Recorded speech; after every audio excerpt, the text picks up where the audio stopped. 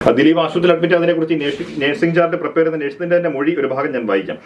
She herself admitted that on 14/2/2017 at about 7 p.m. accused number 8 came to the hospital. Accused number 8 ആണല്ലോ Dileep. Came to the hospital. He was in room number 203. PW50, അതായത് ഡോക്ടറാണ്. Reached there and examined him.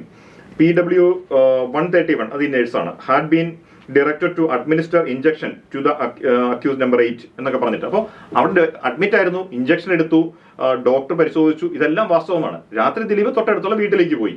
അപ്പൊ അത് ദിലീപ് നിഷേധിച്ചിട്ടില്ല. ആകെ ഈ production കമ്പനിക്ക് വേണ്ടി ഉണ്ടാക്കിയ ഒരു നഴ്സിംഗ് ചാർട്ടാണ് ദിലീപ് അലീബി പ്രൂവ് ചെയ്യാൻ എന്ന് പറഞ്ഞിട്ട് പോലീസ് കൊണ്ടുവരുന്നത്. അത് ശുദ്ധ വിവരക്കാണെന്നുള്ള കോടതി എഴുതി വെക്കുകയും ചെയ്തിട്ടുണ്ട്.